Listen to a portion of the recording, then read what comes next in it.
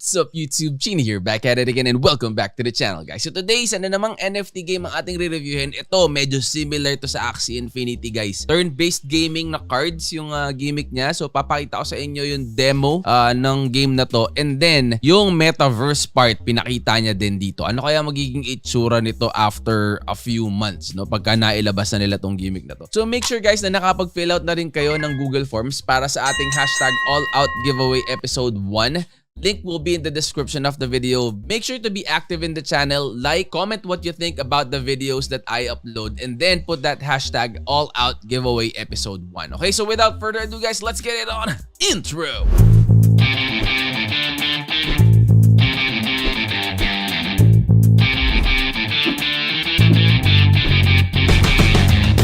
Okay, so landing page ng Avania, link will be in the description of the video guys. Make sure din na i-check out and do your own research dito sa game na to. Parang ano siya guys, parang Axie Infinity, and maganda nga sa kanya, scholar friendly din siya. So ibig sabihin, pag kung mga nag-manager ka na or meron kang pampondo na makapag-create ka ng marami-raming teams, pwede mo siyang ipa-scholar, and yun nga, hawak mo yung account and then may account lang na pwedeng i-log in si scholar mo. Tapos yung mga kumbaga controls and everything, yung wallet na i-connect mo, ikaw na as a manager ang magse-setup noon. Okay? So ito na. Simulan natin yung mga ibang guys, like yung market, yung shop, hindi pa nila na yan, coming soon pa. Ayan, makikita ninyo. Pero yung gameplay niya, maganda nga dito, nakapaglabas na agad sila ng yung demo gameplay para at least hindi tayo nang huhula. Unlike yung mga ibang games na nakalabas na nga yung website, nakalabas na rin yung white paper, pero yung game kahit demo wala pa silang naipapakita, di ba? So ito, at least dibaga meron na tayong idea kung ano yung pwede nating i-expect doon sa mismong gameplay niya. Okay?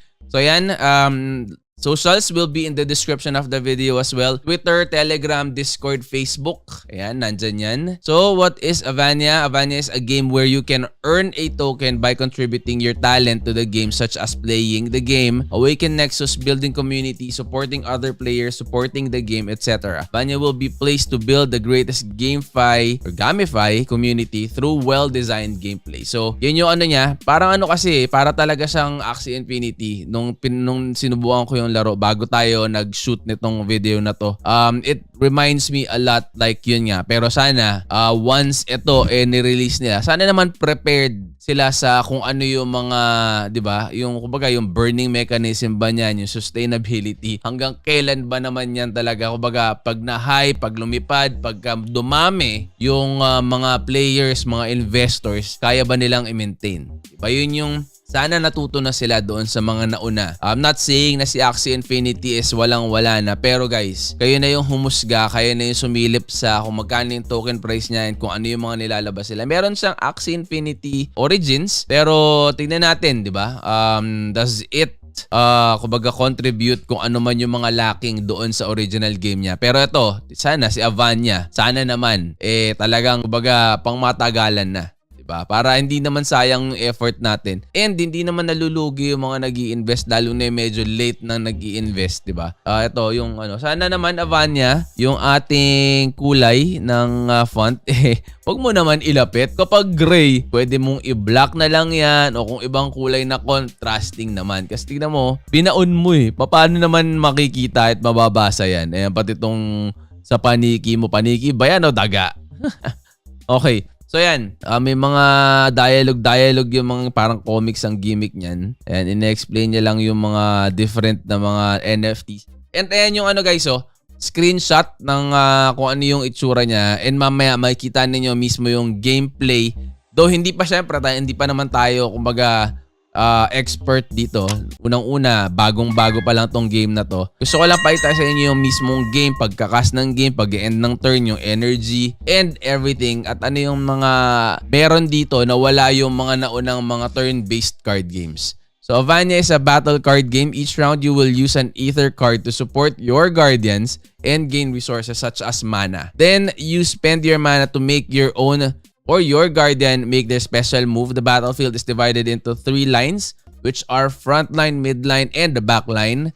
Normally, all attacks will target the nearest enemy. If there are more than 2 targets available within the same range, your guardian will decide which one to be targeted. So yan, tayo nyo, parang mga ibon-ibon. Yan, meron dinosaur, merong aso-aso. Ito guys, yung sinasabi ko sa inyo kanina, metaverse. Ito yung siguro long shot na nila na roadmap. Ewan ko kung kailan natin makikita yan. Tingnan natin sa roadmap kung nakasama ba yan.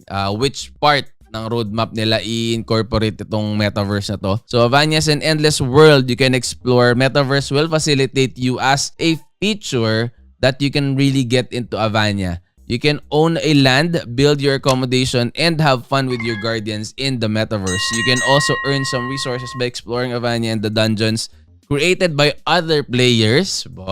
Unique yun. Maybe one day you will find a most worthy treasure here in Avania Metaverse. So yun yung gimmick niya. And then, ito yung tokenomics guys. Play to earn is 20%. Incentive is 29%. Core team, advisor, partner, public sale, private sale, seed sale, reserve. So, yan yung ano nila guys. Palagay ko meron ding leaderboard to. Maganda kasi yung leaderboard mechanism na yun. Katulad din sa mga ibang games guys. It pushes yung mga players to do their very best and climb their way up in the ranks to get better rewards. Yun yung ano niya. So, palagay ko magkakaroon din sila ng ganun dito.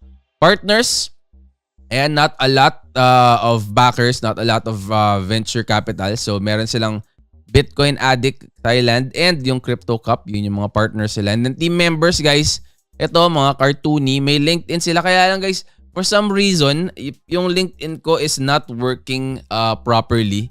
Parang naglo-loading lang siya. Ayan, makikita ninyo. Ganyan lang nangyayari sa kanya. Hindi ko alam kung bakit. Nakapag-try na rin ako mag-clear cache and cookies. Ganun pa rin ang gimmick niya. So, tingnan natin kung ano magagawa ko dun sa mga susunod na mga content. Sana maayos na para makita naman natin. Pero pwede nyo silipin guys go in this website and then go to their LinkedIn. Kung ma-access ninyo guys, let us know in the comment section below ano yung na-research ninyo, ano yung na-stock ninyo sa mga LinkedIn accounts itong mga to. Kumbaga credible ba sila? Ano yung experiences ng mga yan? Or ano ba yan? Medyo shady ba or something na gano'n?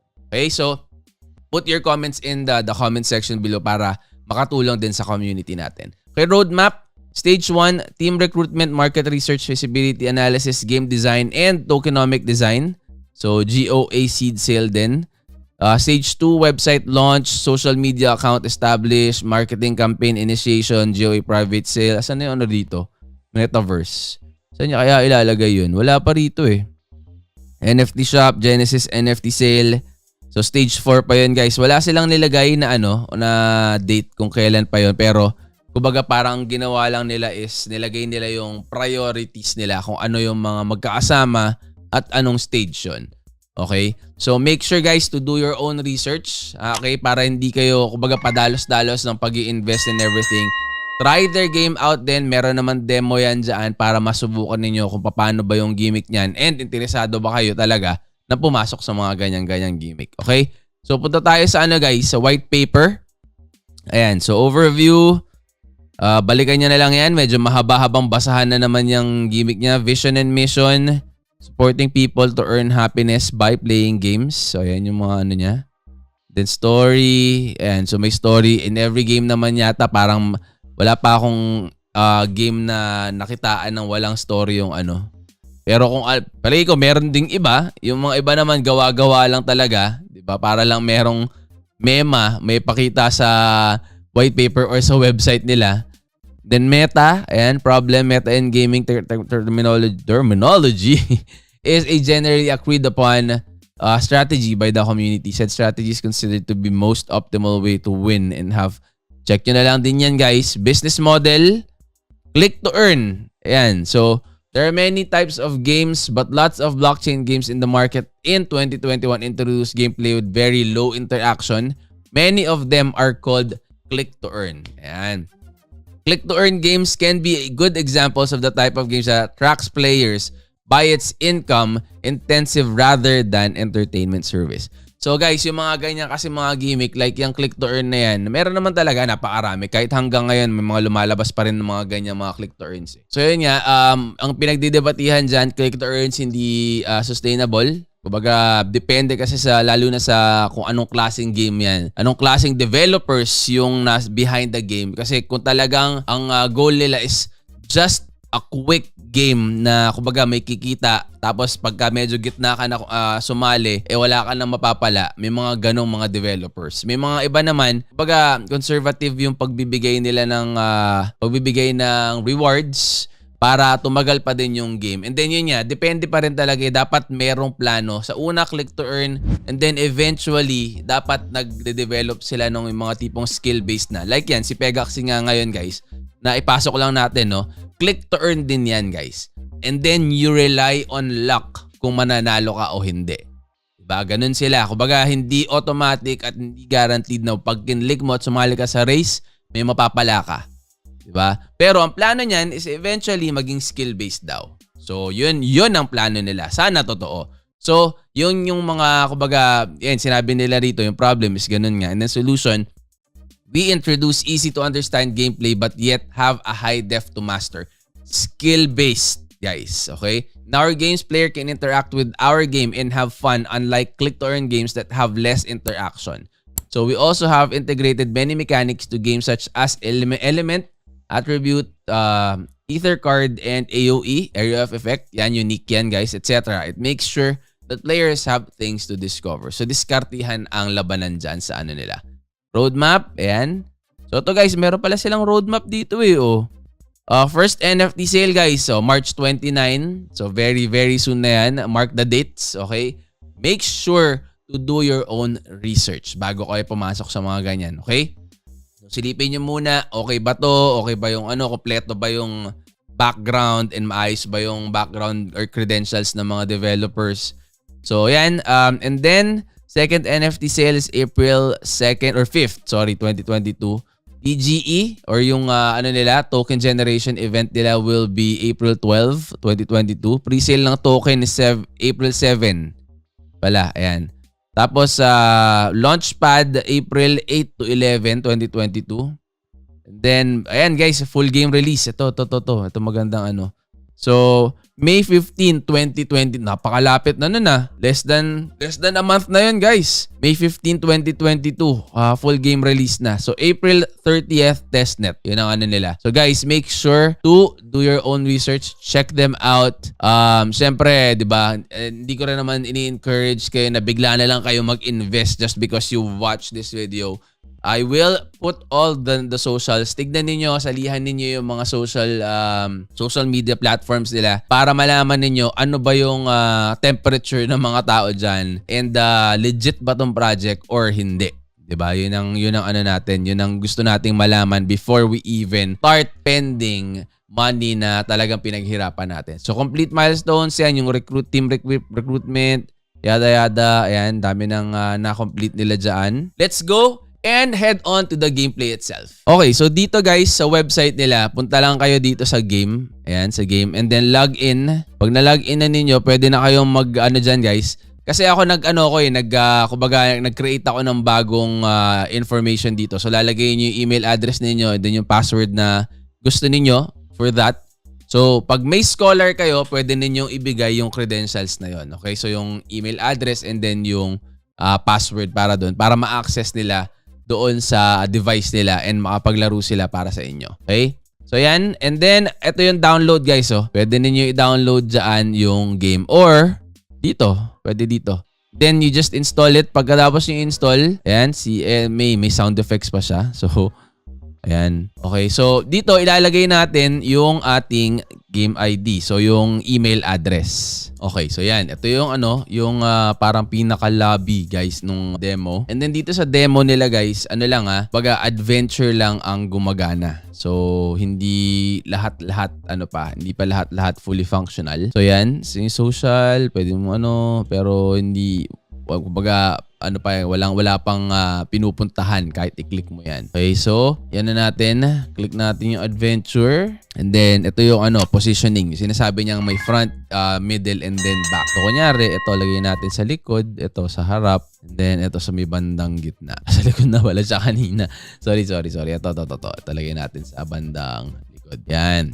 Okay, so continue. Ito yung sinasabi lang ether card guys. Ayan So, meron siyang cost kung gusto ninyong ito yung energy, pinaka-energy ninyo. Then, kunyari, confirm muna natin yan. ito muna. Feel the power ang anuhin natin. So yan, makikita ninyo guys, lumalabas yung mga cards, di ba? Tapos ito yung power mo or energy, di ba? Patingin ko familiar na kayo sa mga ganyang mga gimmick guys eh. So kunyari, ito. Ay, wag ito. Ito na lang. Ito.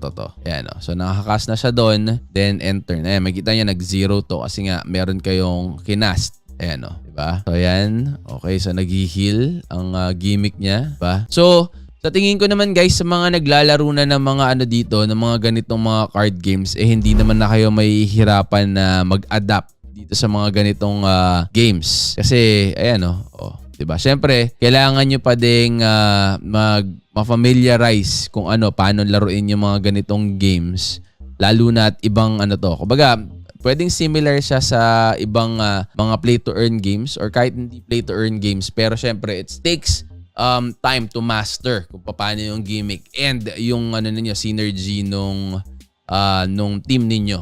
Diba? Like any other games. Yung kunyari sa Axie Infinity niyo, kung kunyari ABP yan o BBP yan or RBP or kung ano man yan, di ba? So, kumbaga kailangan nyo pa rin practicein yan. So, ganyan yung gameplay niya guys. Hindi complicated, skill-based ang gimmick niya. So, ayan. I'm sure mag-e-enjoy yung mga dito may hilig sa ganitong laro or yung mga nakapaglaro na ng Axie Infinity and yung mga iba pang mga games na ganito ang gameplay. Di ba? So, ayan. End turn. Ayan, titira lang siya ulit. So, hindi na natin tatapusin tong gameplay, guys. Guys, gusto ko lang makita ninyo kung ano yung itsura mismo nung graphical user interface. And then, paano yung niya? Kumbaga, paano siya nilalaro talaga, 'di ba? Kasi kapag tinignan mo dun sa white paper, tinignan mo doon sa website mismo, ibang-iba pa din. Kahit sabihin niyang card game yan.